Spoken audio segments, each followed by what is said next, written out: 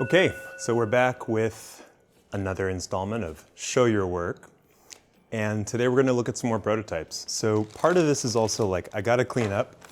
And as a result, I'm gonna do some hard stuff, which involves throwing out a bunch of these samples from before. So these SLS samples that we went through. I'm gonna keep one set of references. So got my 2023 samples in the bag. And the rest of these are gonna go in the trash. And the hard thing about this is like, this was a month of work and a lot of money to get these made, but I've had them for a while and I'm, not using them anymore. So part of the practice, they are gone. So today what we're gonna do is look at some other samples along the way.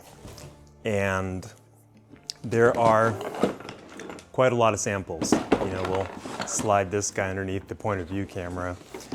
And I'm not really sure where to begin with these. I think there's some cool stuff in here, and I kind of doubt that this will be a single video because this bin is the majority of work that I did. Well, that's not fair to say.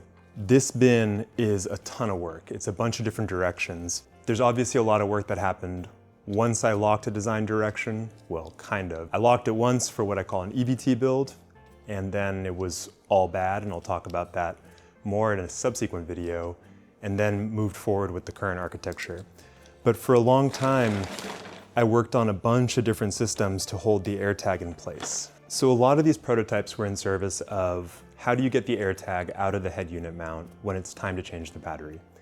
And even though that's a pretty infrequent action, maybe it's once a year, it had to be an awesome experience, right? Because I'm making a head unit mount that has additional functionality. So table stakes is that it's as good of, if not a better, head unit mount than what you are currently using or have used in the past, and I hope I achieved that. But the second part of this is that I'm adding functionality to it. And to me, it would feel lazy, if not irresponsible, to say, well, there's an AirTag in there, but it kind of sucks to get out. Like you have to reach in or use a tool to pry it out of there. And step one in defining how that AirTag was going to be retrieved was thinking, when you're putting a computer on a bike, there's obviously a ton of ways to do it, right? So there's some out front mounts, there's stem spacer mounts, there's direct top cap mounts, then there's a whole smorgasbord of other ways that people attach computers to bikes. The most common are the two that I started with, of the out front mount and the stem spacer mount. And those are relatively easy to define, right? The out front mount is saying the computer's in front of your bike. You can actually access it from the front or the sides or the bottom. With the stem spacer mount, you can't really access it from the bottom because it's sitting over a stem. You can access it kind of from the front, kind of from the sides, definitely from the top. But then if you start looking at other sort of more corner case solutions, you start to rule out different surfaces or sides or approach angles for actuating the AirTag release system. And the one thing I found to be somewhat obviously true is that in all mounts, the top is accessible. It has to be, because that's where your head unit is going, that's where your computer's going.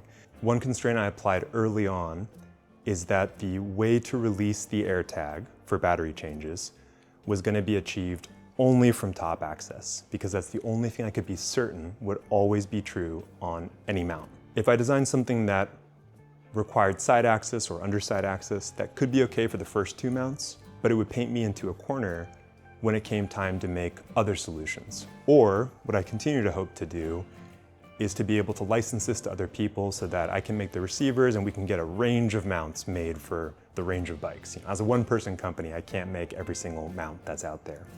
So with the constraint for the top, I started to think about, okay, once you access the AirTag, how do you actually get it out of this cavity?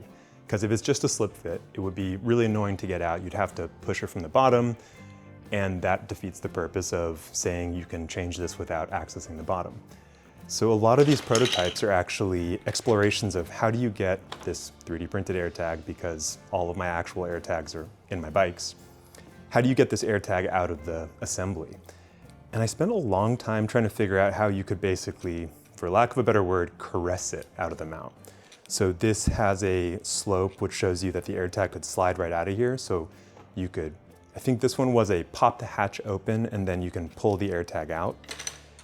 This was me kind of dialing in what that geometry could be. So trying to figure out what the right surface would be that the air tag could ride along it when pulling it out without binding. And this one's not perfect, and it was also to figure out, well, how much does the air tag dip down? Because I wanted to make the mount as small as possible. So as the air tag rides up this mount, the end dips underneath. So the clearance you need here is different from the clearance you need here. There was a point too where I was making a mount that was intended to be entirely molded, because I actually really believe in molded plastics, especially glass fiber nylon, as we talked about. And I was trying to make a flexure where the air tag was held in place, it wasn't actually captured in the receiver, and all of the spring force for taking up the slop from the head unit stack was going to be made from a plastic flexure. And flexures are awesome, and they can be really cool, and we should put an asterisk in flexures are awesome because that will come up again in subsequent videos. But there's a core problem, which is plastic under sustained load can creep. And what that means is that the spring force of this flexure piece would deteriorate over time and it would stop being as good of a spring. And I went really deep on this direction before I realized that. But I think I'm getting a little bit ahead of myself. I think what could be kind of cool in this video is to show some of the other design directions I was looking at. So yeah, these are all a bunch of different ways to scoop the air tag out of a mount. And these are a lot bigger diametrically than where I ended up. I don't remember exactly why and what constraints led to that being larger. And part of this too, and somewhere I have here, is figuring out, well, how big is too big, right? So this is saying the thickness and the diameter on these mounts. So these are kind of just printed bucks that show what the size could be. And I forget what number I settled on. I achieved it. I think I actually beat what I had targeted as the maximum allowable diameter. But these prints were so that friends could, look at these and say, well, I would never put this one on my bike, but yeah, I would put this on my bike, but this one's borderline, and kind of figure it out that way. I needed that constraint because, like, if I had infinite lateral space, I would solve it a different way than if I had a really constrained diametrical space. So these prototypes are mostly ways to scoop the air tag out of place. These ones are kind of cool. A lot of these are 2x scale. That's a tip I got from an old boss, a good friend of mine and a good mentor, to say, like, hey, if you are worried about the fine tolerance of a fiddly little thing, make it bigger, because you can, sometimes tolerances don't scale perfectly linear, sometimes they're stepwise, depending on process.